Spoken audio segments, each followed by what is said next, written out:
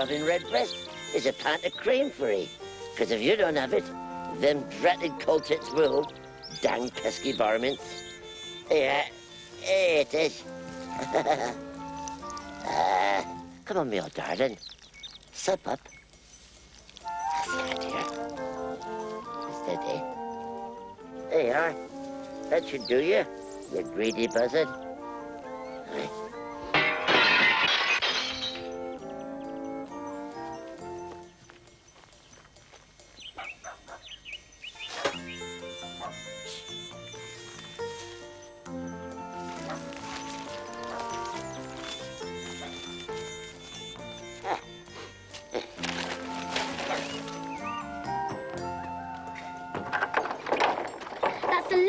I give anything to Worzel. I gave him half a bar of chocolate and he didn't even say thank you. I told you he wouldn't. I don't know why you bother. It's Saturday. He always sulks on Saturday. He's not sulking, he's reading. Reading? Oh, hello. I never knew you could read, Worzel. Ah, of course I can read. Well, you suppose I could if I knew where my reading had got to. I expect that farmer's wife took it. Boiled it up in the pot, most likely. You probably had it for your supper. Ugh, revolting. Anyway, I ain't reading, I was looking. Looking at a famous painting, so I am. That's not a painting, that's a photograph. Or is it? Yeah, well, look where it is. Have a look. Go and sit yourself down in an easy chair. That's it. It's Aunt Sally. Aye, they put her picture in the newspapers.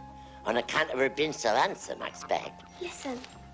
This Aunt Sally, a feature of county fairs and shows for many years, was stolen from the recent village fete. Aye, stolen my boots. She run away. Aye, aye. The Aunt Sally's owner, Mr. Shepherd, a well-known local personality, is offering a small reward for its safe return. Oh, fat chance he'll have. She'll be in America by now, else Egypt. One or t'other.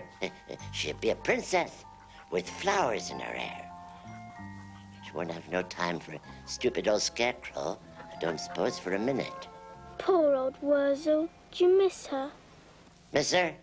Why should I miss a bit of wood? But that's all she is. I wonder how big the reward is. I don't care if it's £1 million.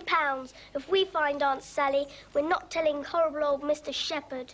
We're telling Worzel. If you should happen to see her lying in a ditch somewhere, you just tells her that there's a nice warm barn up here at Scatterbrook. Mark. I didn't hear anything. Of course you didn't. You haven't got scarecrow ears. Because if you had scarecrow ears, you could hear worms coming up. Someone's coming. John? Sue? Ah, there you are. What are you hiding away in here for, then? We're playing at houses, Mr. Braithwaite. Well, you should be out in the fresh air on a day like this. Now, look, I want you to take these apples round to Mrs Bloomsbury-Barton and make sure she pays you for them. Don't let her get away with it by giving you a cup of tea and a slice of cake. Now, come on. Oh, have we got rats in here, then? Must have heard me talking about cake. Let's fix him. Come on. Come on.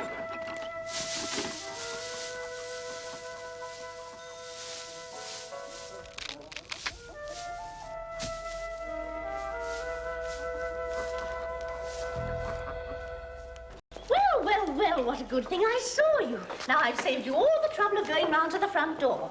Put the apples on the table, will you, John? No, dear, not on the polished one, on the silver tray. That's it. Right, now, Susan, if you'll ring that bell, we can have some tea and cake. You do like cake, don't you? Yes, Mrs. Bloomsbury-Barton. Right, sit down, children. I must ask you to thank Mr. Braithwaite very much for the apples. It was so thoughtful of him to send them over. He did say something about paying for them. Oh, did he? Well, now, where's my new checkbook? Well, never mind. We'll have tea first. Oh, and by the way, you may find my new housemaid a little strange, but I must ask you not to stare at her, because she takes offense very easily. Come in. Now, remember, no staring.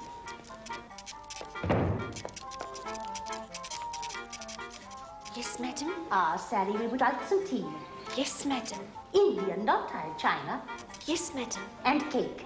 No, madam. But I only had one slice. What's happened to it? Mice, madam. And what's wrong with you, may I ask? Haven't you ever heard a housemaid hiccup before? That'll do, Sally. We'll have chocolate biscuits instead. Yes, madam. Really, children, where were you brought up? No. Yes, we've got to. We're not going to tell him. Yes. It's bad manners to whisper. Yes, Dad. If you've got anything to say, you say it out loud. Yes, Dad.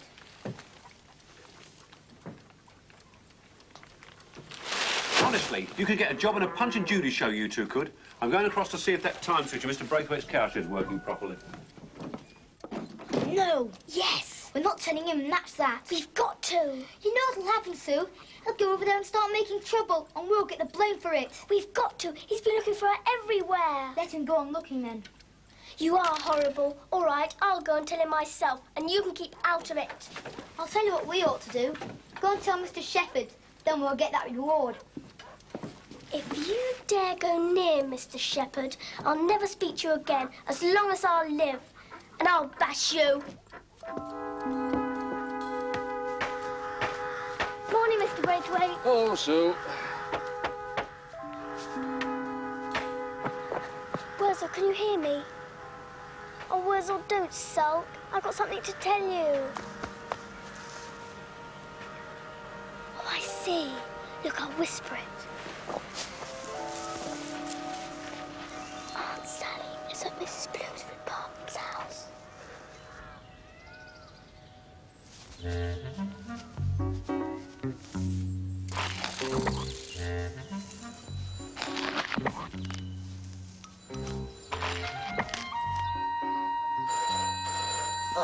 What do you want?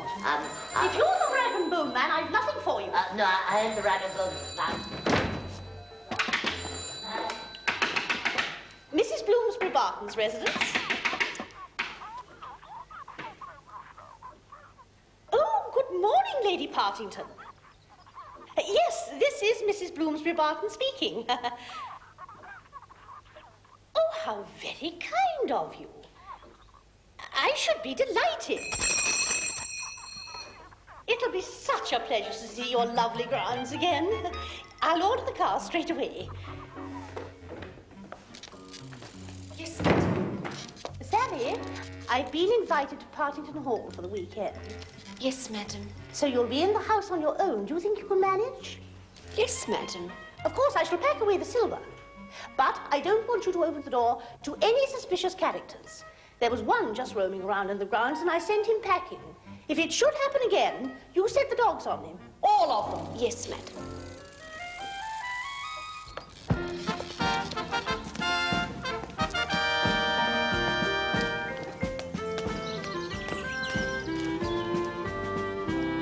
Thank you, Humphrey.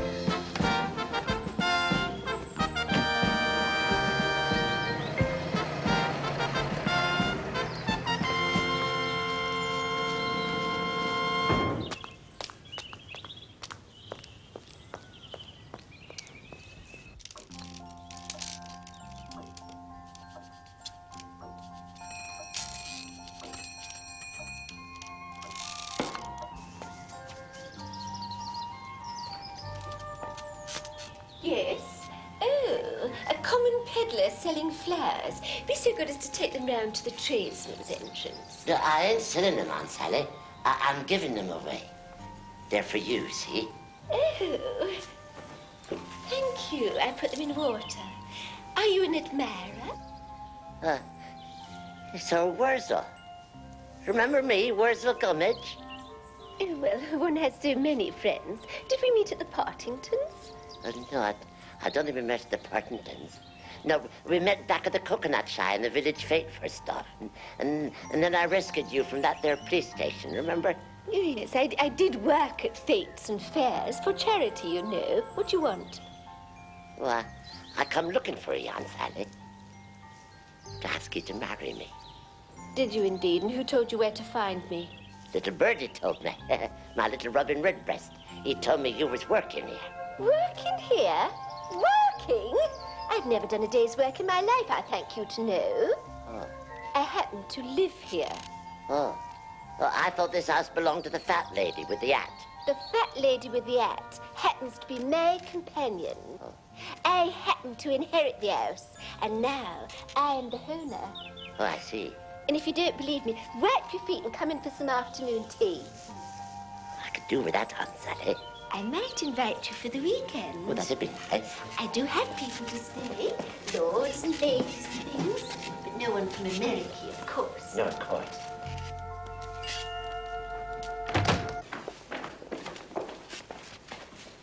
Oh, I've been in this room before, so I have.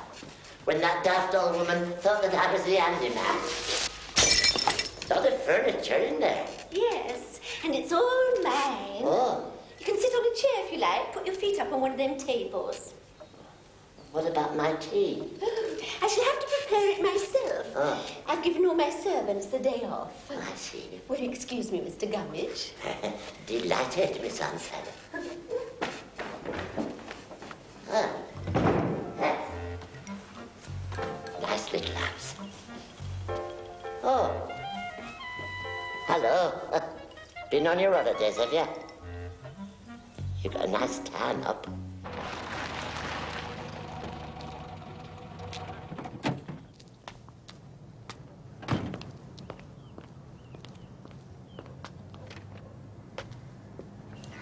I wonder what he's doing. Buying groceries. That's what he said. Not Dad, Worzel. Oh, Do you think he's found Aunt Sally yet? I don't know. I bet Mrs Bloomsbury-Barton's had him arrested. Not Worzel, he's too clever. I bet he has found Aunt Sally and is asking her to marry him. Just the kind of stupid thing he would do. She'll make a lovely wife for him. And to think, I brought them together. Oh. Give us a hand, will you? All right, yo. My, oh, my. That's a tea and half a tea, no mistake.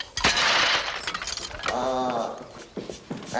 I ain't seen a tea like that since I don't know when. Go down to this street. Oh, what have we got here? Hey, wait a minute. Have we got any boiled eggs, then? I like a boiled egg to my tea, so I do. Cakes first, boiled eggs afterwards. You don't find cakes like that growing in North Villages? I should think not, indeed. Only the best people can afford them. Do you like milk? Oh, milk. I like milk. In your tea? Oh, I'll have some in that as well. Sugar? Oh, I like sugar. Hey. Oh, how lower class.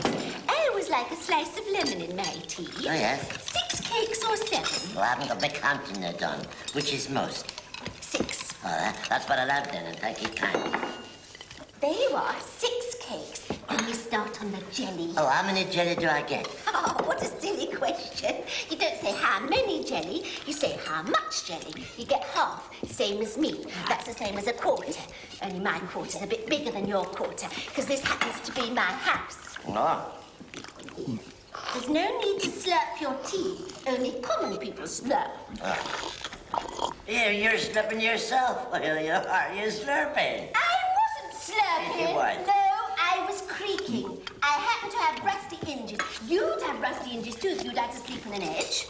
Oh, poor Aunt Sally. Is that where you ended up before you came into your inheritance? Your inheritance? Before you come into this big house? I've reached the depths of degradation, if you must know. Much you care. I could have been chopped up into firewood for all the trouble you took to find me. That's not true, Aunt Sally. I searched for you everywhere, I did. Oh, I did. But you're going to America, you'll see, Egypt. or Romania.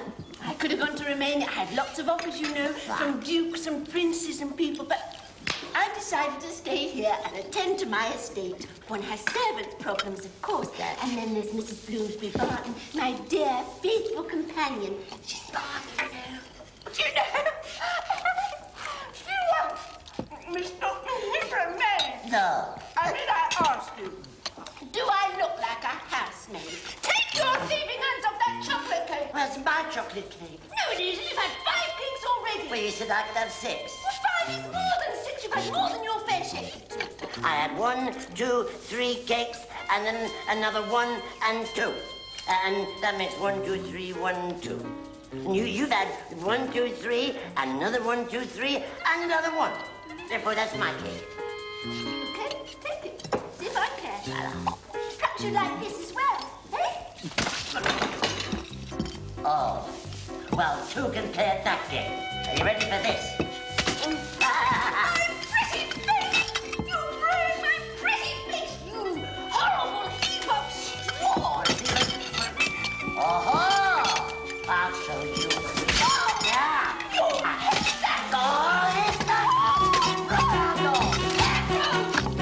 Scarecrow. Ha-ha! Coconut shine.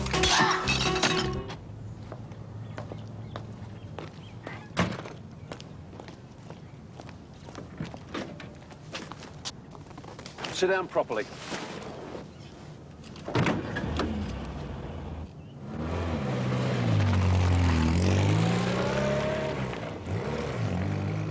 Dad, Yeah? will we be going past Miss Bloomsbury-Barton's? Why? I just thought we could pop in and see her. Mrs Bloomsbury-Barton? Usually run a mile if she wobbles over the horizon. Well, it's not her exactly. It's her new maid. We're friends. Sort of. Speak for yourself. And she does always give us a nice tea. Yes, and she gives me nice jobs to do as well. And she doesn't pay for them.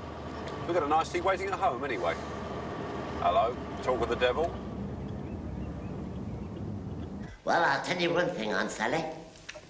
That was the bestest tea I've ever had. Oh, did you like it? You must come again. I'm usually in on Wednesdays and Saturdays. How long is it till Wednesday and Saturday? Oh, months. Oh, I don't think I can wait that long.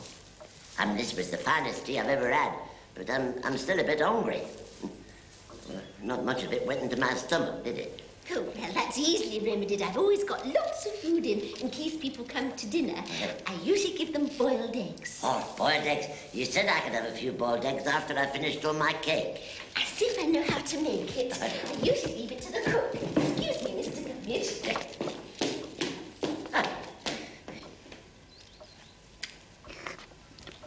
Sorry, Mrs Bloomsbury-Barton. I reckon you're going to need a new gearbox. Oh, how very tiresome. Humphrey, run down to the village garage, will you, and see if you can find a good second-hand gearbox. How long is it going to take? Well, it's a mechanic's job. It'll take hours. But it can't take hours. I'm due at Partington Hall. Well, give you a lift, I suppose. In that, I'd sooner arrive in a dust cart. No, you can give me a lift back to Bartington House, and I shall telephone from there for a hire car. There we are. 24 boiled eggs and a loaf of bread cut into sausages. What you doing there? Oh, I'm going to ask you to marry me, Aunt Sally. Don't be ridiculous. Besides, your boiled eggs will get cold. Aunt Sally, I worship the ground that you walks on, and I humbly ask you for your hand in marriage. But you're only a silly scarecrow. I am an Aunt Sally. I've been exhibited in the best fairgrounds in England. I've had wooden balls thrown at me by the landed gentry in person. I'm very sorry, but I could only marry a gentleman. Oh, I could be a gentleman, Aunt Sally. I could be a gentleman. I could buy a top hat and live with you in this big house. Quite impossible. And I could buy a pair of spats so I could and talk all la-di-da. I've got a la-di-da head back at Scatterbrook. Them damnation pigs hadn't had it up. But you've no manners, no breeding. You don't even know how to hold a knife and fork. Of course I do. I've held many a knife and fork, so I have. I doubt it. I doubt whether you could even eat a boiled egg like a gentleman. I can eat a boiled egg like the highest-born gentleman who ever lived. Then do it. All right. Eat a boiled egg like a gentleman. Yes.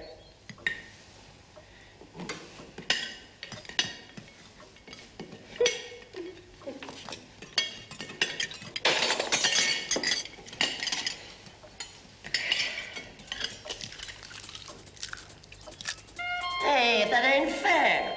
That's not a boiled egg at all, it's a raw egg. I'm terribly sorry. I couldn't get the eggs into the kettle. You've been having all Worzel honors, what you've been doing, telling me to eat boiled eggs like a gentleman when they're raw eggs. 10 fair, I'm gonna have a sup. Gentlemen don't sulk. I ain't a gentleman, I's a scarecrow. That's right. A stupid, ignorant, old scarecrow. I don't know what you are, don't you? You're just a worm-eaten piece of old furniture. What did you just call me? I beg leave to ask. I said you were a worm-eaten piece of old furniture, a witch's broom, a stick with a no scissored handle, a mouldy old coconut shard.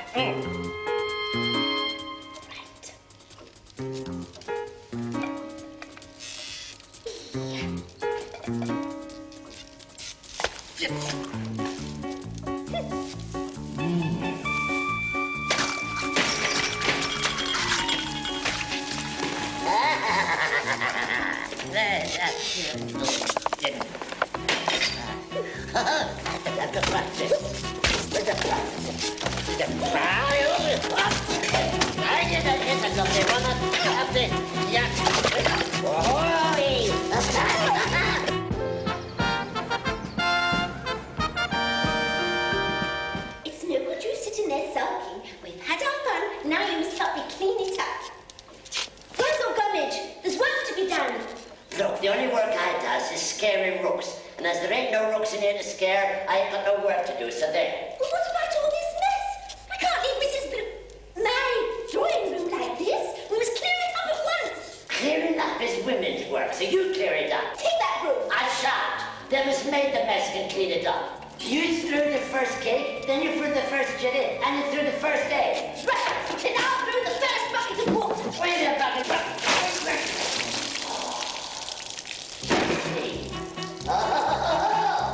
All right. Look, fun and games is one thing, but getting my straw wet's another. If you ruin my pretty face, I'll set you on fire. Oh, yeah. If you just come in for a moment, Mr. Peters, the hire car may not be available for the afternoon, in which case I shall have to ask you to drive me down to Partington Hall. I shall tell Lady Partington I've had to borrow the gardener's car. You won't mind, I'm sure.